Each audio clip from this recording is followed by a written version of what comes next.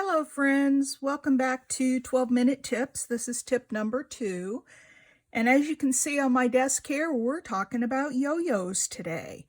I want to show you a hack that I found that makes the perfect yo-yo with finished edges. And I spent the whole afternoon yesterday making yo-yos. As you can see, I've got a pile of them here. So I want to show you how to do this. Before we get started, I have a couple of housekeeping items. One, I want to tell you that every supply or tool that you see used in the video today will be linked in the description box for this video with a link to Amazon. That is an affiliate link, so I do get a couple of pennies, and literally it's a couple of pennies if you buy through that link, but I thought it would make it easier for you to find the things that we're seeing in the video today. Also, I wanted to remind you that if you haven't already subscribed, please do so and click the bell notifications so you get notified when I upload new videos, especially the 12-minute tips. I've got so many ideas that I want to do, and I'm still trying to figure out whether I do it weekly, every few days, but I'll figure that out as we go. So those are the housekeeping items. Please do like and subscribe, and better yet, leave a comment. Comments are wonderful. I love to hear from you. All right, so let's move on with the talk about yo-yos. I'm gonna move these off the screen here. I want to start by talking about how you might have originally learned to make yo-yos, and most videos do it this way. You take a little piece of fabric, put something round on it. We're going to trace around that. I can get my pen to work. We're going to trace around it. And then we're going to cut out this circle. And it doesn't have to be exact, but you want to get an approximation of a circle. And then we're going to sew around the edges to gather up those edges and bring them into the middle. And that's what creates that puckered look on the front of the yo-yo. Okay. So I've got my needle and thread over here, and I'm using white today for demonstration purposes. It really doesn't matter what color you use because you're not going to see it. And you're just going to go around the edge, just in and out. You don't want to get it too close to the edge because your fabric has a raw edge and it could fray. So just go around. You don't have to worry about how loose it is at this point because we're gonna pull it tight. It does make a prettier yo-yo if you try to space your stitches evenly, but that's certainly not required.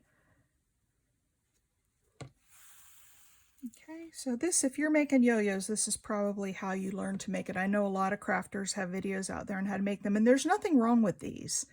I just prefer the new method that I found yesterday. So let me finish this up real quick and we'll take a look at what a finished yo-yo looks like. I still haven't figured out why they call them yo-yos. If anybody knows why these, because I don't think they resemble yo-yos at all. If anybody knows and can put a comment, that would be great. And you don't cut your end off yet because, so we have that and it's kind of all gathered in the middle. And you'll put your needle down and grab where the knot is and pull that out a little bit, and then grab the other end. And you want to kind of make it like a drawstring purse kind of. You want to make sure the edges are all going into the middle, and then just pull those strings tight. And you get something that looks sort of like that. Don't worry about the shape right now. We'll fix that in a minute.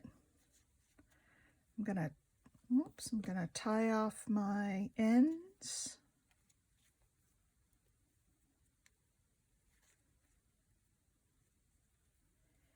And give it a snip. Get rid of the extra strings. Now, you take your yo-yo and you just sort of fiddle with it until you get it looking like you want, and where the gathered part is sort of in the middle. And that's how you make a yo-yo the way most of you have learned. Now, here's what I'm not thrilled with about this yo-yo, or why I like the other method better. This is fine. This works. You can put a bead in the middle, put a button in the middle, put some ribbon in the middle, leave it plain. You can do anything with this. But if you see here, and I'm trying to get it in, the edges are all raw. So that will fray over time, especially if you put it on any piece that's kind of interactive. So you've got frayed edges that could, continue to fray, in which case your yo-yo would fall apart. You've also got uneven, and you may like that because it's a little more organic looking with, you got a big pleat here, big one here, a couple of smaller ones here. So it's not really uniform looking. Here's another one I made, same method, just before I came on camera. So there's two yo-yos the traditional way. What I want to show you is this great little tool that I found, and it's called the Clover Yo-Yo Maker. And some of you may have seen this, some of you may have them, but I know there's a lot of new people who aren't aware of this, so I want to cover these yo-yo makers. Now, I bought 3 sizes. I have the extra small, the small, and the large. I'm going to go ahead and make a large today so that it'll be easier to see on camera. And if we have time, maybe I'll make another smaller one. So let's take a look at this. And I think it's easier to make with this little tool. And it comes with instructions, which I read carefully before I started. Haha. There's 2 pieces to it. There's the disc that goes inside, and then there's the, I don't know what you would call this, the main piece of it that you're going to sew through. So there's 2 pieces, and I've got some fabric here. Now with this, I don't have to pre-cut my fabric. I simply lay my fabric over that disc, and then I'm going to turn it so the disc is concave, and there's 4 little raised marks on here, and that's how you know the top is. Now, you can try to line up those little marks. What I do is I just turn it because there's little grooves that those notches fit in. And I just sort of turn it till it fits right, and then you press it in. Okay? And then what I do is take my needle, because if you haven't lined it up right, you won't be able to get your needle through these notches. So I just take my needle and poke it through a few of them. Yep, it's lined up right. Now, instead of having to trace and cut out your circle, all we're going to do is cut around this disc. Now, you don't want it, oh, sorry about that. I knocked the camera.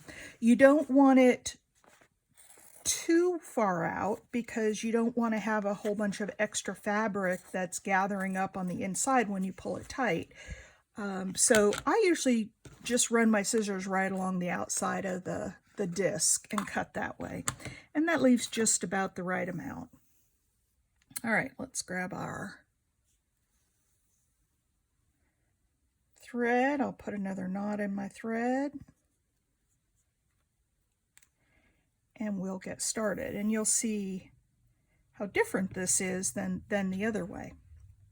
Okay, I'm going to hold my fabric over, and I'm just going to find, do you see there are little cutouts, and they actually shaped like an old-time phone receiver is what they remind me of.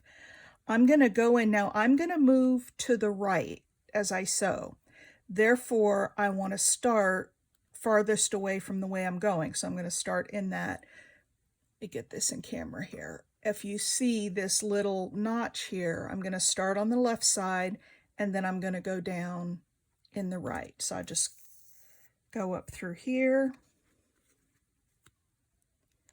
My instinct is to pull it right up to my face so that I can watch it. So I'm going to try to keep this on camera and just go around and sew and just keep going up and down. Now what that does is it gives you nice even stitches. And what it's also doing is pushing over that edge so that when we pull it tight, we're going to have a nice finished edge.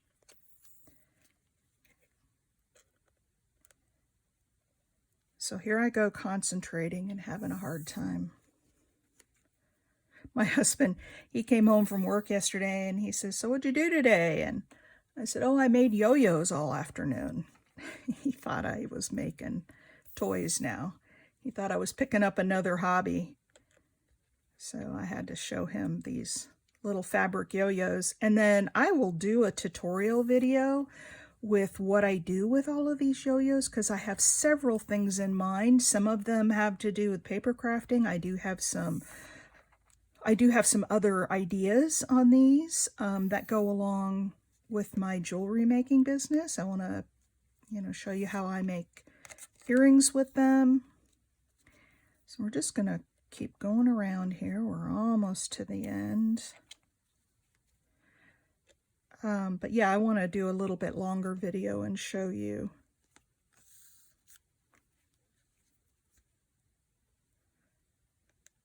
what I do with these. All right. We're just going to keep going around. And like I said, I've got an Amazon link in the description of this video if you'd like to buy them. I bought the set of 3. There is an extra large. I didn't think I would need that one. I may change my mind at some point, but for right now, I just got the small, the extra small, and the large. And this one we're making is large. Now, this looks like a huge yo-yo. I mean, it fits in the whole palm of my hand. But when we tighten it up, it's gonna actually turn out to be about this size here. That's a large. All right, when you get to the end and you get back to where your knot was, so one more.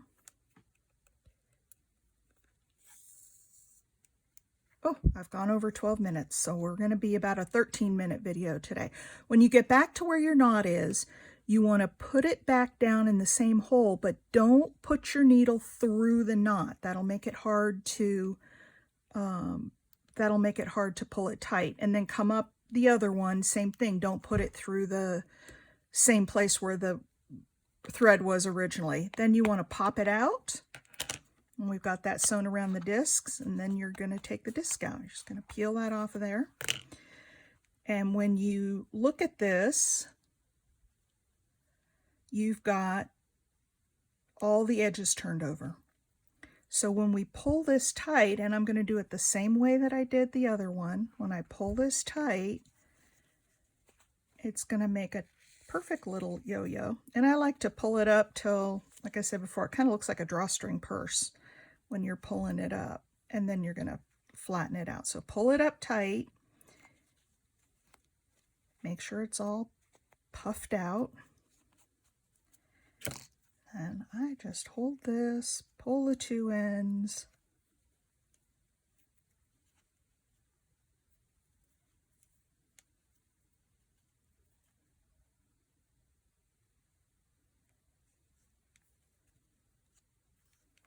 And give it 2 or 3 knots. Cut it off. And then again, just, fluff it out. And you'll see that this one is a lot more uniform in shape than the one that was hand cut. You can make that perfectly round, okay? And let me get it up here. You can see that the edge is finished in the middle. There's no raw edge. Like here you can see the frayed edges. This one is perfectly sewn down. So that's my hack or my tip for the day. It's the Yo-Yo Maker by Clover. And again, this is the large size. This is the medium size. And this is the small size. So these are the 3 that I got. There is one more, the extra large, that you can get, and just check the links down below. So thanks for tuning in. My apologies, we're a 14-minute video today, but I did want to show you this great hack for making for making yo-yos. Thanks for watching, and I'll see you on the next one.